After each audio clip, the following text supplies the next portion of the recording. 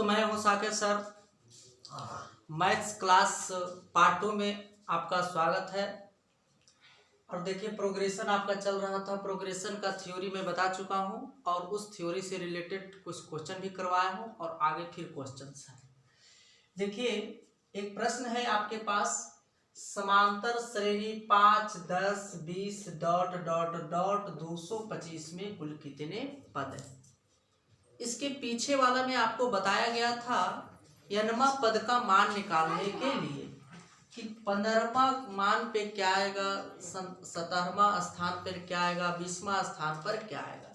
लेकिन अब निकालना है कि कोई समांतर श्रेणी में कुल कितने पद हैं। क्या है? कुल कितने पद हैं।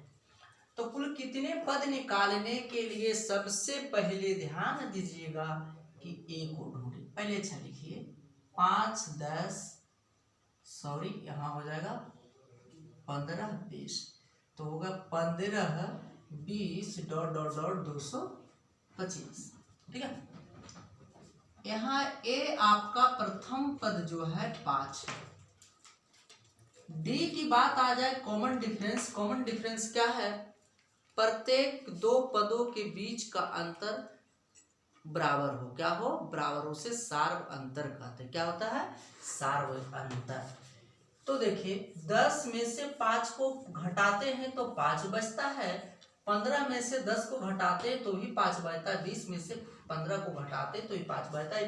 ये पूरे प्रक्रिया लास्ट तक जाएगा। तो ये क्या कहलाता है? सार्व अंतर। अब देखिए, Tn दिया हुआ है। Tn का मतलब है अंतिम पद है। क्या है? Tn, अर्थात इसे बोलते हैं अंतिम पद।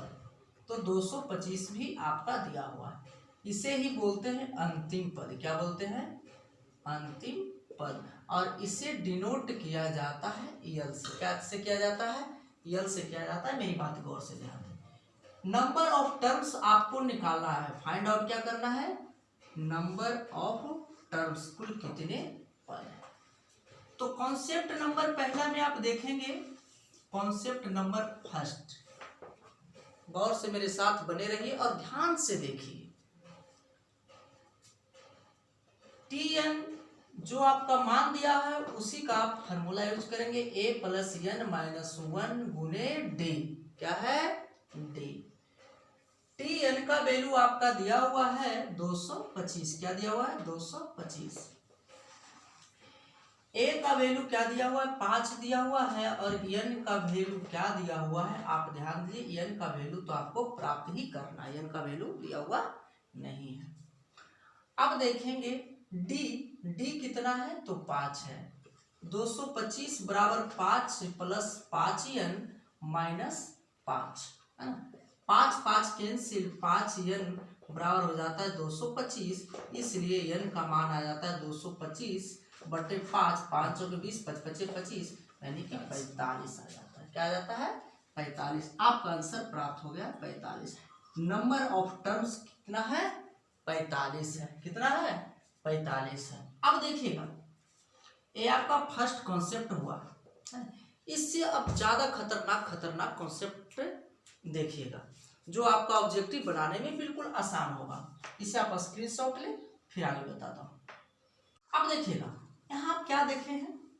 कॉन्सेप्ट नंबर सेकंड में देखेंगे। बिल्कुल जब नंबर ऑफ टर्म्स निकालना है तो L minus A by D plus 1 करना है। क्या करना है? L minus A by D plus 1। L का मान कितना है? 245। ए का मान कितना है? 5। डी का मान कितना है? 5 और प्लस 1। 220 5 प्लस 1, 5 चौके 20, 5 चौके 20, यानी कि 44। ए कितना आ जाता है? 45 आ जाता है। क्या आ जाता है? 45। ये आपका हो गया दूसरी कॉन्सेप्ट। तीसरी कॉन्सेप्ट देखेंगे, इससे और खतर। जैसे जैसे कॉन्सेप्ट की आगे हम बढ़ते जाएंगे वैसे वैसे खतरनाक कॉन्सेप्ट से आपको मैं दर्शन करवाता हूं। एक बात गौर से समझिएगा, तो मेरा वादा है कि आपको पेन चलाने की जरूरत नहीं है। बिना पेन चलाए हुए आप आंसर बताइएगा। बात रह गई जब a का मान और d का मान बराबर हो, क्या हो, a का मान और d का मान बराबर हो, तो क्या करना होता है, नंबर ऑफ टर्म्स निकालने के लिए क्या करना होता है, यल बाई ए या यल बाई डी से आप डिवाइड कर दें। ठीक है, यल का तो मान क्या है भाई, 225 है, और बात रह गई ए का मान डी का मान ए, यानी कि दोनों क्या है, बराबर है। तो आपको क्या करना है, 5 से डिवाइड दे देना, ए का मान और डी का मान भी एक ही है, तो काट के क्या आ जाता है, 45 आ जाता है। क्या आ जाता है, 45 हो जाता है। ठीक है, तो इस तरह से ये बिल्कुल है। ऐसे जब आप प्रैक्टिस करते रहेंगे तो आपको पेन चलाने की जरूरत बिल्कुल नहीं होगा। राजा जी का आंसर आ रहा है, फटाफट देखते हैं इस प्रश्न में कौन कौन कमेंट बॉक्स में आंसर दे रहे हैं। ठीक है जी, राहुल जी का बिल्कुल सही है, राहुल जी का आ रहा है जी, राहुल जी का बिल्कुल सही है, 36 आ रहा है जी, राहुल बोस का भी 36 है। राजा जी का आंसर का इंतजार है, राजा जी का 26 है जो कि बिल्कुल गलत है, राजा जी का आंसर बिल्कुल गलत है। चलिए अब देखिए इधर, 6, 12, 18, 24 216 डेंजरस फार्मूला से बनाना है या कि लॉन्ग कॉन्सेप्ट से के साथ में बनाना है, डेंजरस फार्मूले के हिसाब से बनना है। कुल पदों की संख्या ज्ञात करना है, तो ए का मान कितना है, 6, डी का मान कितना है, 12 में से 6 गया तो 6 बच गया। मैंने क्या बताया था, जब ए का मान और डी का मान दोनों बराबर हो तो क्या करना है, यल को डिवाइड कर, नंबर ऑफ टर्म्स निकालने के लिए इसे डिवाइड कर देंगे, 216/6 अर्थात कितना गया, 36 आपका आंसर प्राप्त हो गया। आप निकालना चाहेंगे तो इस फॉर्मूले से भी आप निकाल सकते हैं, आप निकालना चाहेंगे तो आप इससे भी निकाल सकते हैं, है ना। चलिए अगला प्रश्न का जवाब देंगे, 7, 14, 21 ... 343 देखते हैं, इसका आंसर आप लोग कमेंट बॉक्स में लिख कर दें। 8, 16, 24 ... 512 इसका जवाब आप लिखकर कमेंट बॉक्स में दें, कमेंट बॉक्स में दें।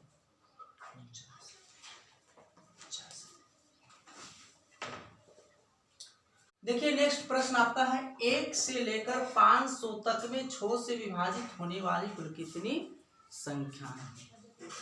किसी समांतर श्रेणी में पदों की संख्या निकालने के लिए कई तरीके से आते हैं। सम संख्याओं का समांतर श्रेणी में उनकी कुल संख्या पूछी जाती है, विषम संख्याओं की कुल संख्या पूछी जाती है। 1 से लेकर या अर्थात कह सकता है प्राकृतिक संख्याओं के बीच में प्रथम 500 प्राकृतिक संख्याओं के बीच में 6 से विभाजित होने वाली कुल कितनी संख्या, यह आपसे पूछा जा सकता है कि 1 से लेकर 500 तक में 6 से विभाजित होने वाली कुल कितनी संख्या है। तो देखिएगा कॉन्सेप्ट पहले समझिएगा, अगर 1 से बात कहा जाए तो 1, 2, 3, 4, 5 आपका हो जाता है, क्या हो जाता है, 5। 6 से विभक्त होने वाली संख्या पूछा जा रहा है, बताओ कि 1 6 से विभक्त है, यानी कि 1 से 6 विभक्त है, 6 से 1 विभक्त नहीं है। अब देखिए 2 6 से विभक्त है, नहीं है, 3 भी नहीं है, 4 भी नहीं, 5 भी नहीं, 6 है। फिर क्या है, 12 है, 18 है। इस तरह से जब चलते चलते हैं तो आपका क्या आ जाता है कि 500 के पहले 498 6 से विभक्त है, ठीक है, 6 से विभक्त है। तो आपका प्रथम पद आपका 6 बन गया और डी का मान आपका भी 6 बन गया है। क्या बन गया है, 6 बन गया है। टी एन का मान आपका 498 बन गया है। नंबर ऑफ टर्म्स पूछा जा रहा है। तो सबसे बड़ी बात है, नंबर ऑफ टर्म्स करने के लिए आप लिख सकते हैं a + n - 1 इंटू डी।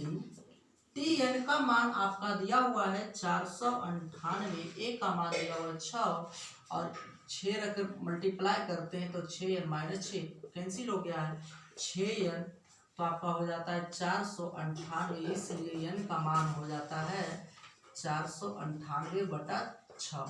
6×8 = 48 और 6×3 = 18, यानी कि कितना आ गया आपका 83 आंसर आ गया। ठीक है, ये आपका प्रथम कॉन्सेप्ट हुआ।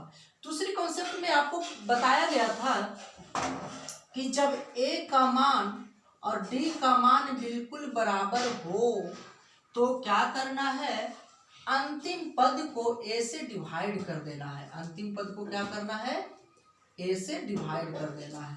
तो अंतिम पद क्या है, 498/6 आपका आ जाता है 83। दूसरी बात मैंने बताया था नंबर निकालने के लिए L-a/t + 1, आप ये भी कर सकते हैं 498 - 6/6 + 1, 498 यानी कि 492/6 + 1 यानी कि 82 बार में कट जाता है, यहाँ पर 83 प्राप्त हो जाता है। इस कॉन्सेप्ट से कॉन्सेप्ट और प्राप्त हो सकता है कि जब आपको पूछा जाए लगातार संख्या, ठीक है, ये भी करने की जरूरत नहीं है। प्रथम संख्या अंतिम संख्या भी निकालने की जरूरत नहीं। कृपया राहुल जी इधर ध्यान दें, ठीक है। अब देखिए क्या करना है कि जब 1 से लेकर 500 तक के बीच में हो, 1 से लेकर 620 का बीच में हो, या 1 से लेकर लगातार 1 2 3 4 5 6 500 1 2 3 4 5 6 7 8 620 1340 हो या 1440 हो, इसके बीचों में 8 से विभक्त होने वाली कुल संख्या पूछा जाए, इसके बीच में आपके 12 से विभक्त होने वाली संख्या पूछा जाए, इसके बीच में 16 से विभक्त होने वाली कुल संख्या पूछा जाए, तो करना क्या है, ध्यान दीजिएगा। जैसे आपके पास पूछा गया है 1 से लेकर 500 तक के बीच में 6 से विभक्त होने वाली कुल कितनी संख्या है, तो सीधी से आप कुछ नहीं करेंगे, बिल्कुल सिंपल है, ना ये करने की जरूरत, ना ये करने की जरूरत, ना ये करने की जरूरत, कुछ भी नहीं। 6 से डिवाइड करेंगे 500 को और क्या करेंगे, 6 8 48 हो जाता है और 0 यानी कि 18 शेष बचा 2 से मुझे कोई मतलब नहीं है, भागफल से मतलब है, भागफल जितना आएगा वही आपका बिल्कुल क्या हो जाता है, आंसर प्राप्त हो जाता है, 83 आपका आ जाता है। तो फिर अगले टाइप में मिलता हूँ, लाइक करें, सब्सक्राइब करें, बहुत बहुत धन्यवाद।